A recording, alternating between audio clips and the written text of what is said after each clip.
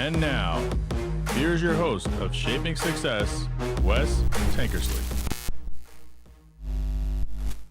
What is up, everyone? Welcome to Shaping Success Treasure Valley. I'm your host, Wes Tankersley. I'm here with Shane Davila, and he is a realtor that I've known for a while, but he's also a photographer and a writer. And just very interesting. We had a really good conversation before we got on here, but I really enjoy having the conversation with you about how you've gotten where you've gotten, what you've done, the types of things that you've done in order to, keep going in real estate and going in photography and all those things, and just kind of finding yourself. Can you tell us a little bit about, how you got into real estate, and we'll talk and transition into the photography and kind of where you're at now as we go. Yeah, it is a interesting story. So I couldn't sleep one night, and so I've been doing real estate for 21 years. So I was a much younger man at the time. Couldn't sleep. I'm watching, middle of the night TV, and this personality on there called Carlton Sheets. He was like selling real estate education and stuff, and I thought, wow, this sounds pretty interesting. I want to be a real estate investor. And so I ordered all of the stuff that he was selling. Uh-huh. And this led to meeting other people in a local group that's gone now. It was called Nouveau Riche. Uh-huh. And it was like higher end education for just broad real estate investing. And we had courses all over. You could go to Chicago, Arizona, and spend a whole week there taking lots of different classes.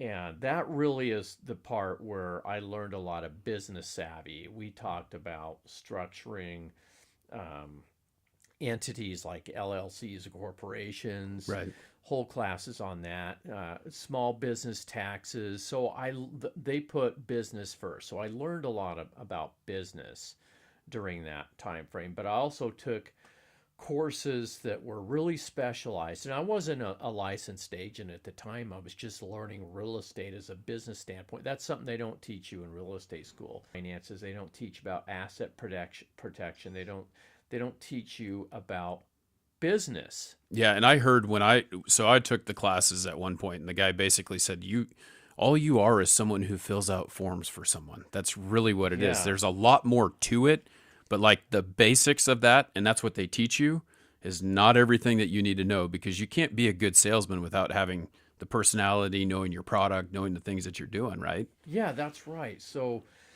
I had never been to a real estate school to be a licensed realtor. I was going to because I wanted to be an investor. Mm-hmm. And so I learned all of that stuff. Short sales, I took a extensive class on short sales, and this is before we had to enter into a short sales market. Right. And so that's how I got started in real estate, is as an investor. I started purchasing homes, and I knew people that had money, and I would say, look, if you help me fund this, when we sell it, you'll get this much for it. And I had a blast doing that. And the whole idea for me was I was learning how to put floors in and Mm-hmm. do sheetrock and all of this stuff, because I thought I'll do 2 or 3 of these a year and I'll be fine. My phone started ringing off the hook with people saying, "Oh, we need to sell our house. We're in foreclosure, or whatever." And I was like, dude, my value is in talking to people and giving them options and navigating them through some of these difficult times in their life, Right. not tearing out floors. Mm-hmm. And so that's kind of how I got into it. But then when the real estate market changed in 2008, because I got in around 2005, I was having a lot of fun for a few years, making some really good money. And at one point, my accountant said, "Dude, you'll probably be retired by the time you're 45." Shit, that ship sailed a while ago. Right. But I was having a really good time. Then when the market shifted, everything that we knew about real estate was vanishing. Equity was gone. And Right. Equity is what makes real estate work. Yep. And so all of a sudden, I found myself with this unique set of education that I'd got from this company, New Varish, and I knew how to do short sales like the back of my hand. Mm-hmm. And so I just started letting everybody know, let me know if you need help with short sales. Well, none of the real estate agents at the time even knew what a short sale was. They literally didn't have any idea. And so they would say, well, we'll list your house for, $90,000. And they'd say, well, I owe 150. Oh, well, you have to sell it for 85.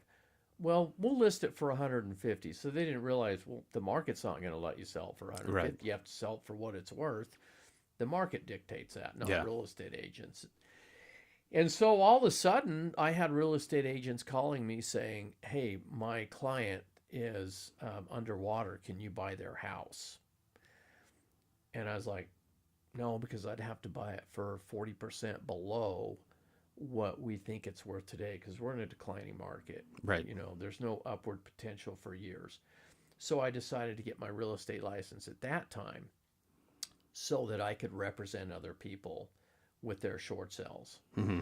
And so that's how I got into the whole real estate thing. Before that, I was, worked as a personal trainer. I was a fitness manager, had 17 trainers underneath me, and I got burned out on that. And I became a computer salesperson for a company in town that was MPC. It was like an offshoot from Micron. Uh-huh. I think they used to have a PC division, and I sold to federal government contracts. Okay. And so I did that for a couple years. So yeah, it's a lot of like learning how to talk to people is what it sounds like.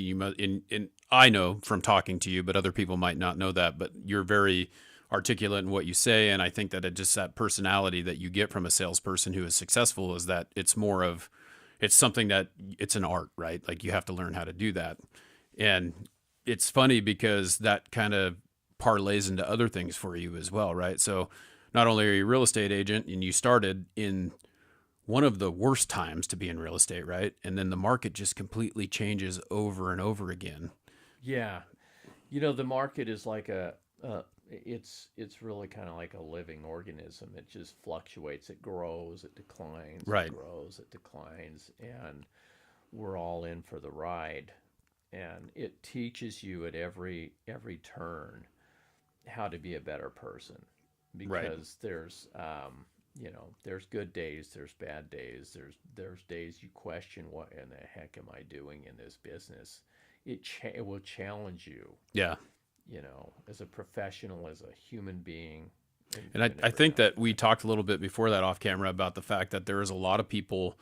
Like you've been doing this for well over 20 years, and there's a lot of people who just get into it because they see like right after COVID, the market was crazy, right? So like people are making money hand over fist, and then you get back into this now the lull, like where there's inventory, but people aren't buying because of interest rates being so high, and now it's harder to sell a home. Like we talked about selling my home, where it could be sitting on the market for 120 days instead of 3 days or 1 day with 10, 20 offers, right? So you have to learn how to move and evolve with the market. Yeah, you really do. And I think getting into any small business, any business venture where you're not getting a W-2, where you're not getting a regular paycheck, mm-hmm. you have to really get on top of your finances.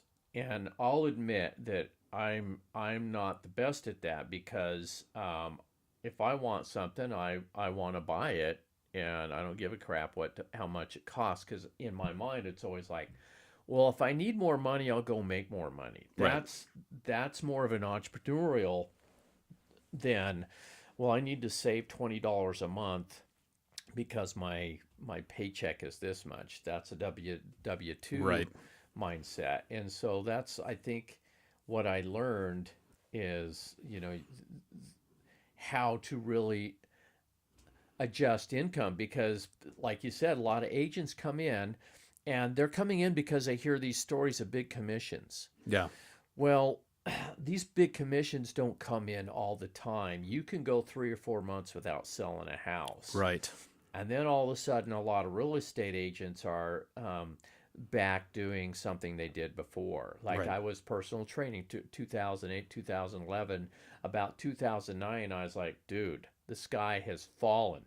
For the first time, I wrote a check to sell a house rather than got a check for selling a house. Right. And it was just collapsing, and real estate agents were fleeing like mice off a sinking ship. Mm-hmm. And I just diversified. I dove in and learned more about the short sales.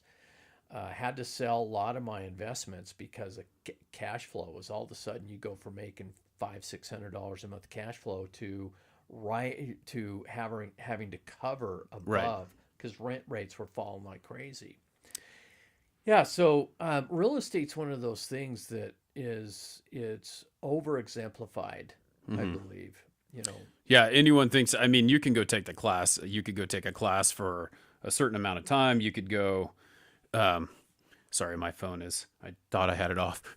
It's buzzing over there, but I can turn it off so it'll stop buzzing. There we go. It's funny how you can get into it, like you said, and then you get scared, right? It's just like that. I've started this new business that I have, and I'm nervous, right? But the reality is that you have two choices. You can go do something else and try and find a way to supplement your income, or you go all in. So you find a way to make it happen. And some people will go and take that class. It's like, oh, I sit in it for, there's one that's like 3 or 4 days, right? I think, or is it 2 weeks straight or something like that? Anyway, the way they take them. And when I took them, I took night class, and I think it was like 2 months. So you would go 2 nights a week for 2 months or whatever. But anyone can take the class. Anyone can take the test. Anyone can take the class. Everyone can take the test. But and then when you get your card at the end and it says real estate professional, that's a misnomer. You're not a real estate professional.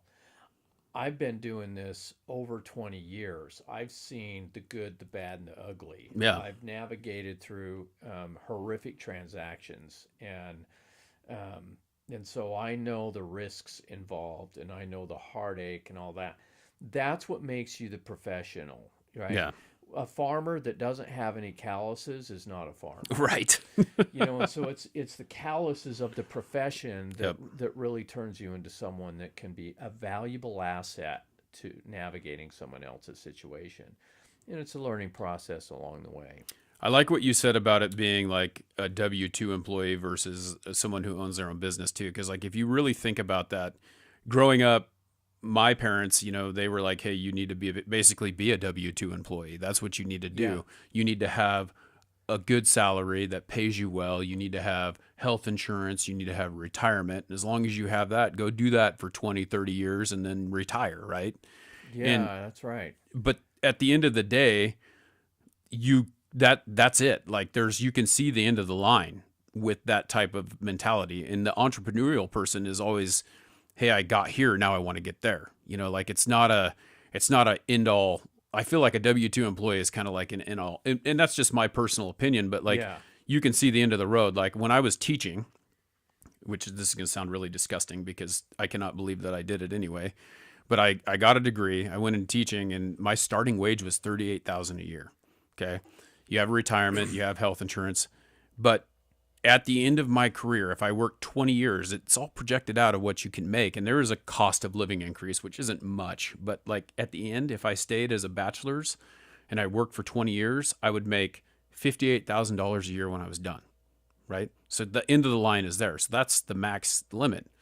Now, if I go into business for myself, I have a real possibility of making that $58,000 a year on top of whatever else there was. And that was the crazy thing is when I quit teaching and I went into selling window coverings, my first 2-week paycheck was as much as my month paycheck. So like I've doubled my income by betting on myself instead of worrying about the paycheck coming. It's the thing about the difference there that I find is there's some safety involved in a W-2. Not as much. I mean, anymore, we can lose our job overnight. Yep. we live in now the gig economy, like the hustle economy, where people have to have more than one job. Almost everybody has to have something on the Right. side. And that was just a political shift that tried to make health care for everybody. And then corporations determined we don't need full-time employees. Well, that screwed everybody. Another shift. And it turned everybody into needing to seek out some type of extra income because we're not getting 40 hours a week. Right. And that's I think happened to a lot of young people, but it's a shift that happens when you become a business owner, an entrepreneur, and everything is on your shoulders. Yeah.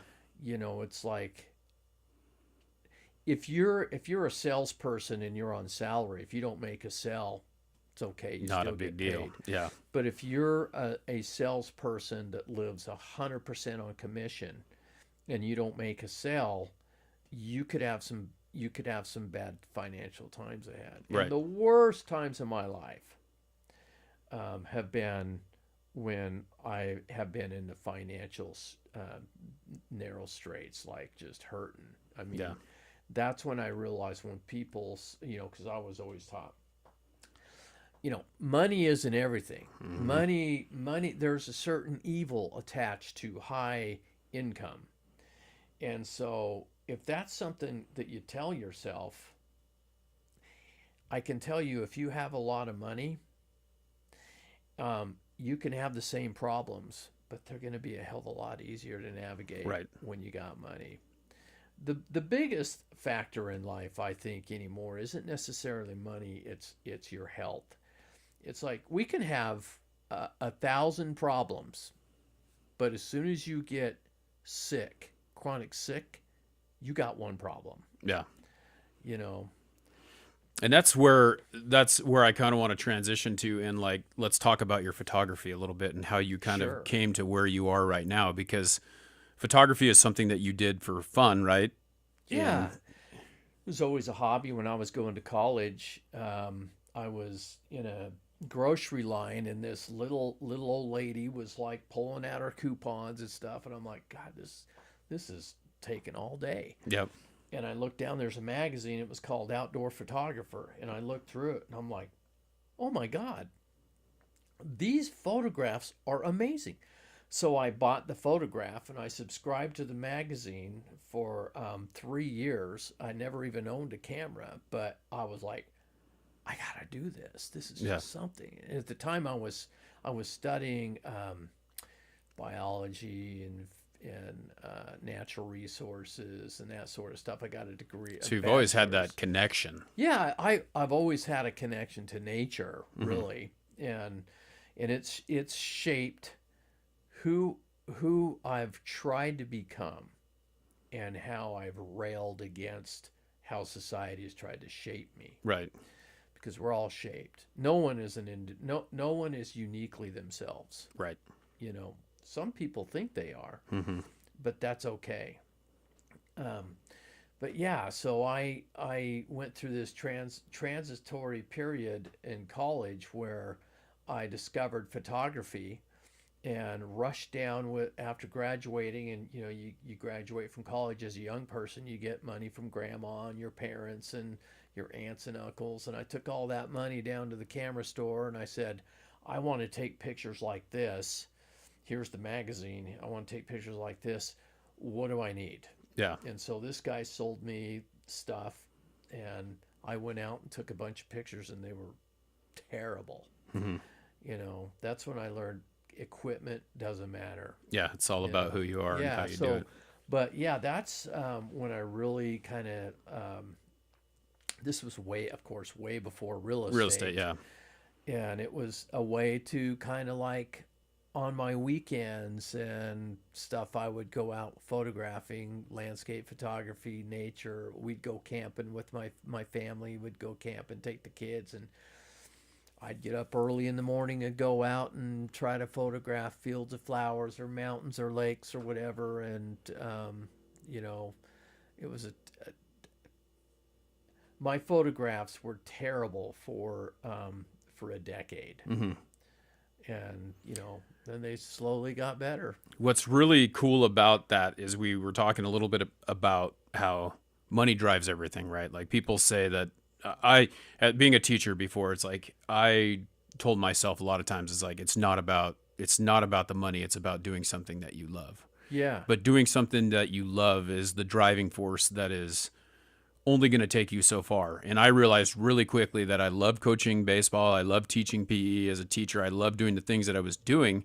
However, it never allotted me to be able to do the things that I wanted to do outside of that, because the cost of going to go play golf and the cost of going to go, go camping even costs money. It's like Yeah, those types of you're right. things. You have to realize that that's not going to work. But when you had the love for photography, it wasn't what drove you, it wasn't what made you money. But recently you've found that you can do both, and you can make the money that you want and then do something that you enjoy as well as taking photography. So talk a little bit about that, because you get to do what you love, but you also are still supporting yourself by doing something that you may not love or you may not enjoy as much as that, but you're able to supplement that with this.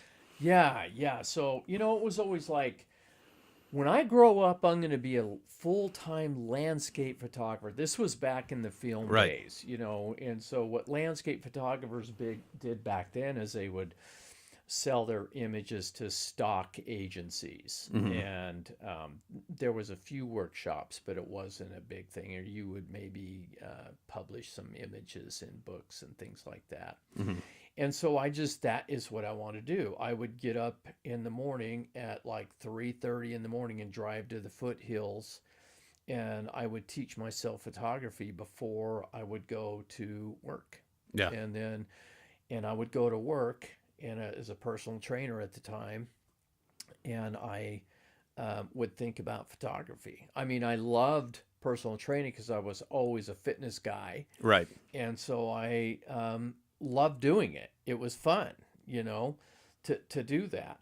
But in the back of my head, I'm like, I'm going to be a landscape photographer. But I could never really figure out how to make that transition because I had a family, a wife Yeah. and kids, and you have to have a consistent. You can't take a risk. Right. It's very difficult to take a risk unless you have a support system, like rich parents that are willing to help you out through the lean times, or a big savings account. I didn't have either one of those. Yeah. Or I just- someone who, your significant other, your wife, makes the money so that they Right. can support you to do the thing that you want to do. Yeah, and we were both young and dumb, just coming out of like college and had kids. And parenting is one of those things to where, you young parents don't read the books about parenting, but later on we could write the books about it. Right. It's a journey of discovery. You Yep. don't know what the hell you're doing. Right. It's like driving a car blindfolded.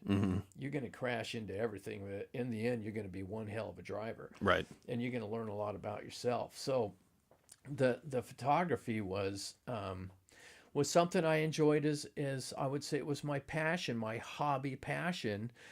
And but I realized probably it's not going to make the money for me. It can. People make millions of dollars doing it, but I don't know how to get there. And so, but I got increasingly more and more. Every time I'd get some time off, I would kayak down the Owyhee rivers in Idaho, extremely remote, some of the most remote places in the lower 48. And I'd spend 5-7 days down there just with my camera and a kayak, and going through these canyons. I'd take my backpack and disappear in some of the wilderness areas. But what I would really discover was photography wasn't just about taking pretty pictures. It was about looking deep in my own soul.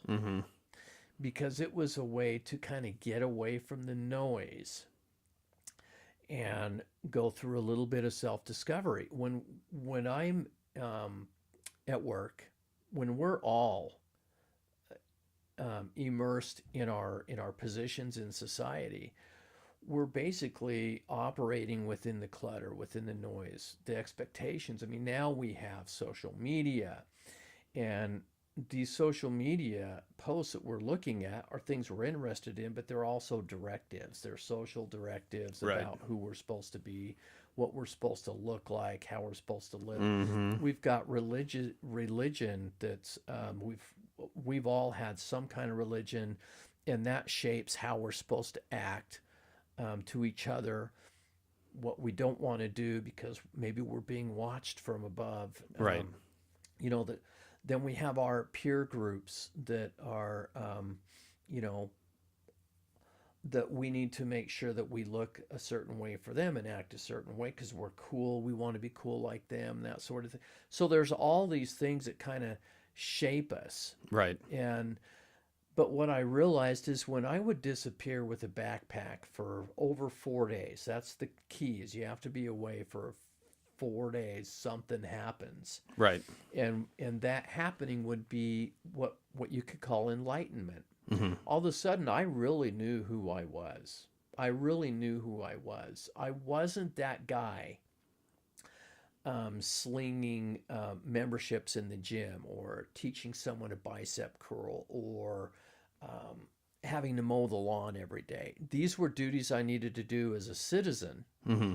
I had responsibilities as a citizen, but it wasn't who I was when all the onion peels were removed, societal onion peels of expectations were removed. And I would find out this authentic person when I would come out. I didn't even know what the hell that word meant. Right. You know, but photography was a way for me to really delve into that, because when you're a landscape photographer, nature photographer, any kind of photographer, what you do is you really hone in on your subject. Mm-hmm. If you're a portrait photographer, you're really honing in on the shadowing of a person's face, the sparkle in their eye, trying to catch that personality moment. Right. When you're a landscape photographer, you're trying to arrange all the elements that make up this landscape into something pleasing that captures a person's soul, that Right. captures their attention for a moment. And so it's not about the river. It's not about the flowers. It's not about the sky. It's about the unison. Mm-hmm. It's the unity of all of it. And if you can capture an emotionally driven photograph, that's the goal, right? Right. But in so doing, you're so deeply connected with the rhythms of nature that it really kind of brings out parts of you that maybe have been lost Mm-hmm. or forgotten about, that have been shoveled over by some of the things that we're all pressured by in Right. society. And What- we don't, a lot of us are doing very well with this, with all the heavy foot of man. Mm-hmm. And some of us are getting crushed. Yeah. And we're doing the best we can with a world that's changing so fast. Our physiology, our mental capacities cannot keep up. Right. Yeah. It's funny, I watch my 11-year-old daughter. She struggles with a lot of things that I would have never thought that, like, I would have never struggled with. Or, you know, it's those things that you get into, those social norms where everything is like very dependent on how you feel or how someone else feels about you. And it's like, Yeah. if you can that's figure right. out that way to get past that and feel good about yourself and understand that that's outside noise, which that's what you're doing. You're going out in the middle of nowhere and you're taking that noise away. Yeah. I started, I decided I need to, I'm going to write about this. Yep. And so I was sitting up with my dog, Shadow. He's a standard poodle. And we'd backpacked to this area. And I was like, God damn, I feel great. I feel awesome. Mm-hmm. And I was intoxicated, not by some substance, not Right. by alcohol, but by the rhythms of nature. Mm-hmm.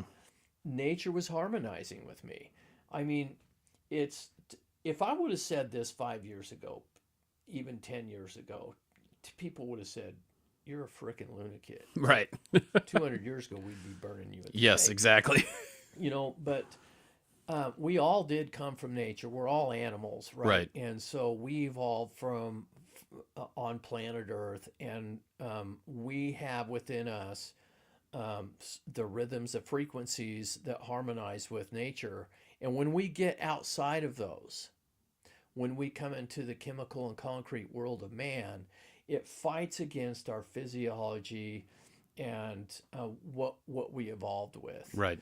And so I started realizing this. I went through, we all go through some tragedies, loss of loved ones, divorces, crashing careers, whatever. I'd been through some of my challenges in life, and what I realized is, damn it, I don't want to spend my entire life doing what I've been told my whole life is you got to work, Right. work.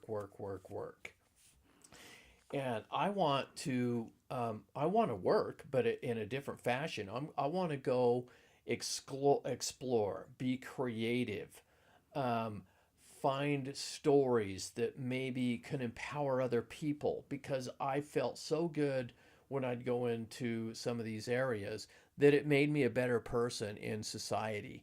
I was better with my clients. I could think more clearly. I was Yeah. better in relationships. I was a better father.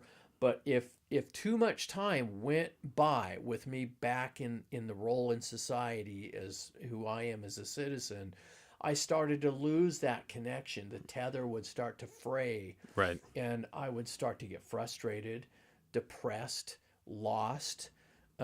Just my direction, my true north. I would be walking south and think I was going north. Yeah. I would lose who I was. So one day, not long ago, I told myself, who the hell am I? I've been writing almost like secretly, putting stuff up on my webpage that no one would ever read. But I was writing it, and I was writing about how nature influences me, and how it seems to make everything else in my life.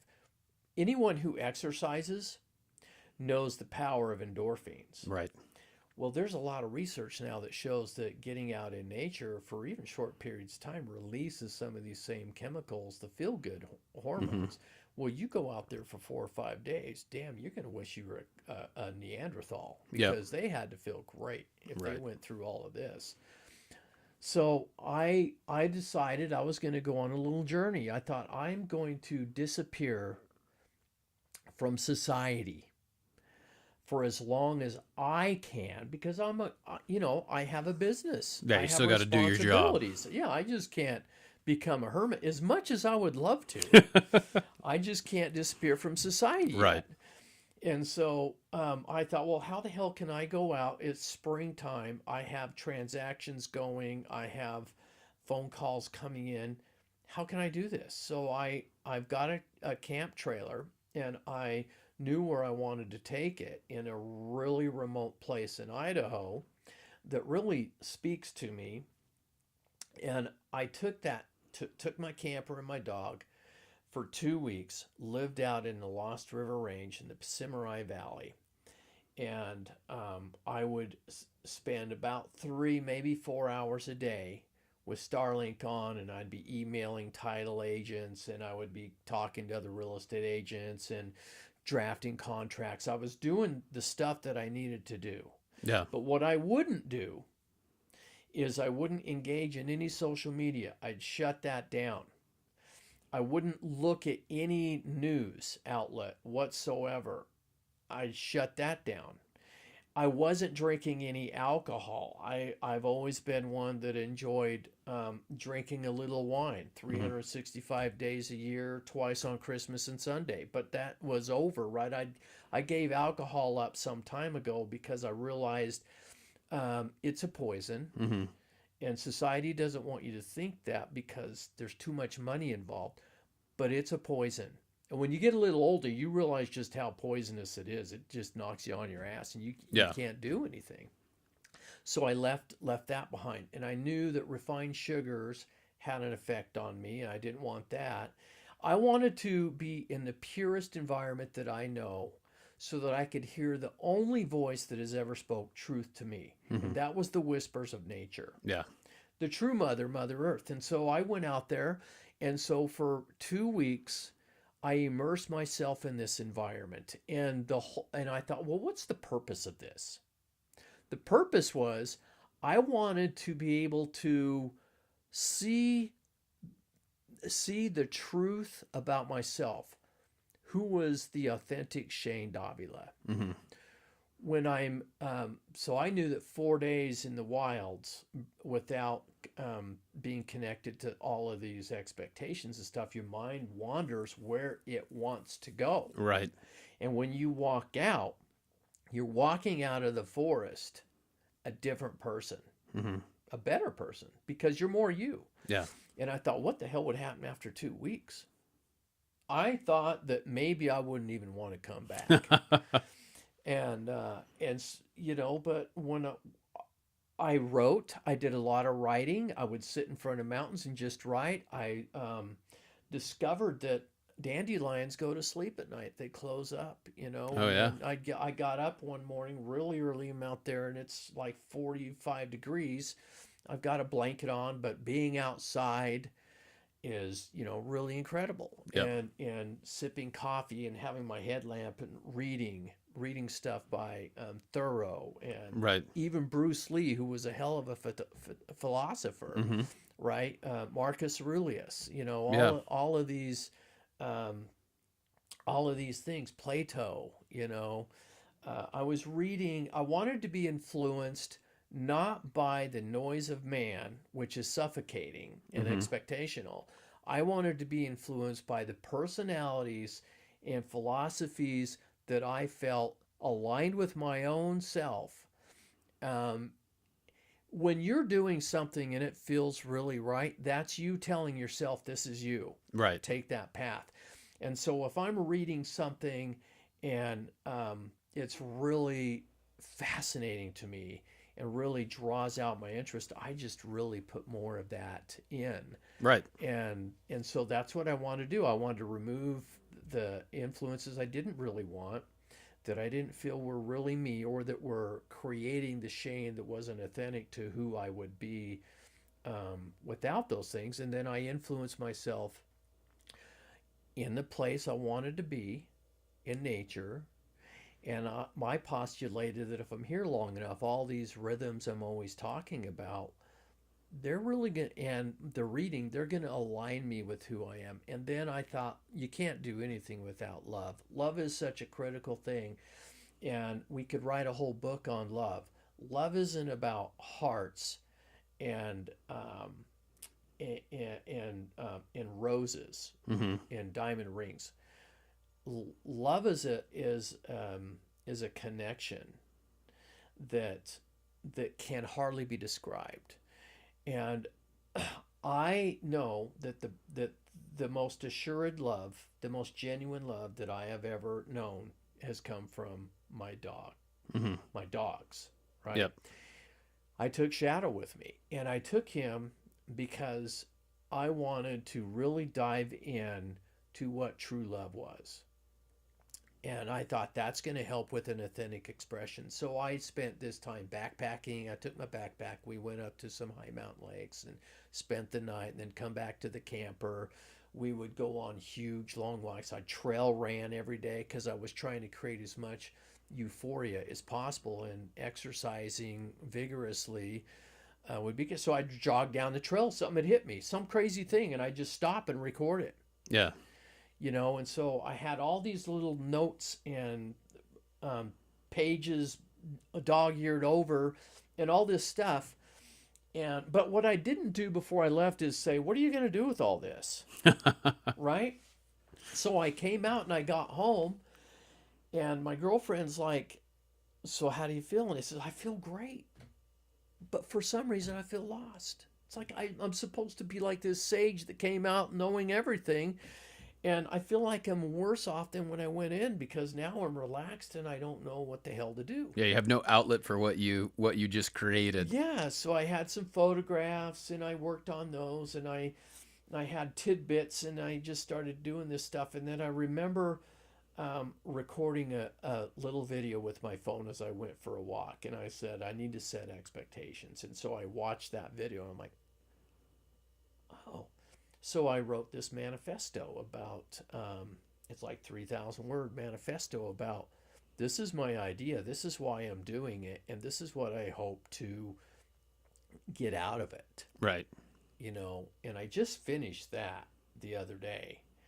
And now it's going to be, here's what I have learned and how it's going to change my life. Right. And so, I think that's like the reflection of that. That's one of the things that you have a real hard time. Kids these days, I've noticed, because when I was teaching for 1 year, I had to teach a senior project. And one of the things that was the hardest thing for them to do was to write a reflection on like a paper that they wrote, like what they felt with the process. Like reflection was very difficult for them to understand. that's really interesting. And what you're doing is you're just reflecting on your whole experience. You're writing it down. You're deciding what helped me, what didn't, what am I going to do? And I think that that's just a great way to figure it out.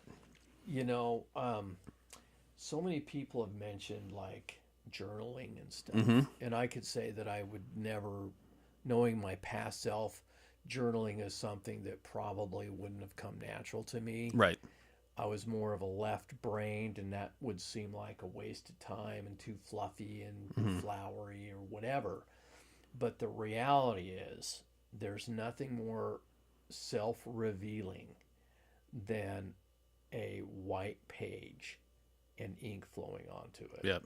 You know, and so I now write a lot.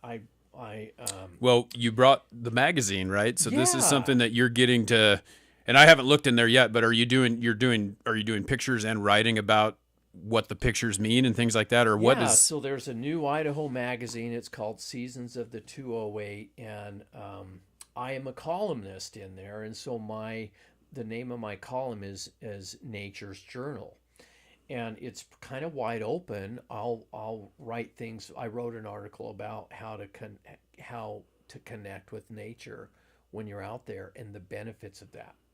I wrote an article about a little boy following a stream in the forest, but it's actually and then at the end you realize it wasn't a little boy, it was this old man.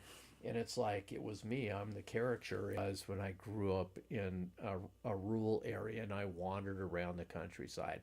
I'm the same damn person. I just have a little gray in my beard Yep. now, you know. happens to the best of us? Yeah, and so writing has been an outlet for me, and I had an opportunity to interview a lady. Her name is Margaret Fuller, and she lives in Eagle right now, but she was the first person to write a trail guide, a backpacker's guide to the Sawtooth and White Cloud Mountains of Idaho. And this was back in like, I think 78 was her seminal book. And it's under, I think, the sixth version right now. But and she's 90, and I interviewed her, and it was incredible. I feel like that interview was just something I've been waiting my whole life to do, because I had such respect for her. I've known her forever. I mean, I used her guide to get to go on my first backpacking trip. And so I was able to do that. And so it's allowing me to kind of be reflective on who I am. One thing I've learned in life, and I think this is a thing when people hit maybe their 50s or something, or once the kids are gone and you have a little more time with yourself and you reflect a little bit, you start to realize that we've all been kind of a puppet. And it's not that it's bad, but it can be bad. If you don't know who you are, then you don't know who you can become. Right. And that's the biggest thing that writing and photography has taught me, is to really discover who I am. And so I'm very happy to be a writer at that, and I'm going to kind of launch some different things with this. But photography's been a fun endeavor for me, life-changing, self-discovery, gets me in some really great places. I've been in mainly in Idaho wilderness photographers, what I call myself. So I don't travel abroad to Patagonia and all that stuff. It's like, well, that takes a lot of time. I'd rather spend the 5 or 6 days of traveling. Hell, I can do a whole awesome trip right here in our backyard. Yeah, there's a lot of ground to cover here in Idaho. It's such a beautiful place. Yeah. Well, it's been awesome having you on talking about that. I really appreciate you taking the time to be here. If people, you mentioned a little bit earlier, and I don't know if I'm going to let the cat out of the bag here, but you're working on a YouTube channel and you're doing, you're a column writer for it's seasons of the 208. That's your stuff is in there. Where can people find you? Well, yeah, I'm working on launching a real estate YouTube channel, and it's going to be different than anything that's out there. There will be like interviews with industry professionals. There'll be topics that aren't really covered. It's not going to be a sales driven, like call me, I'm the best real estate agent. Right. There won't be much of that. So it's going to be a way for me to kind of share some of my experience and help other people out there.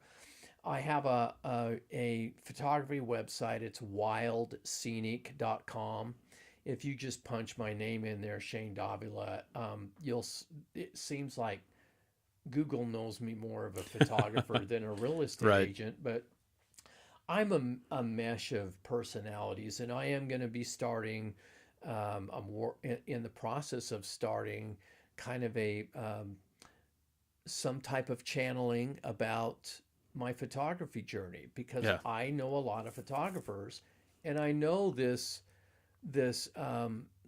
new kind of systematic approach to photography is something that could help a lot of people sharpen their photographic skills, connect with themselves authentically, and live a happier life because of it. Yeah. Well, I look forward to seeing this, and we'll make sure that we get all that information in the show notes too, so people can find you. But it's really eye opening to just talk about these types of things and find your passion and know exactly where you're at, even while doing the things that you have to do in order to get to the Yeah. passion, right? Yeah, it makes the things that you have to do enjoyable, Yep. because you're kind of like in this almost like a high or something. You're just happy because you've realized who you are, what you want, and this is a fun path. Yep. Well, thanks a lot, Shane. I You really bet, appreciate Wes. it. I appreciate you having me on. Yeah, real fun time. All right, everyone. Well, thank you for hanging out with us today for another Shaping Success Treasure Valley. If you're interested in window coverings, this show is sponsored by my company, Shade Bros. Please give me a call at 208-99-SHADE, and I'd be happy to help you get a free estimate for interior, exterior shades, or whatever you're looking for. Until next time, I challenge you to find the shape of your success.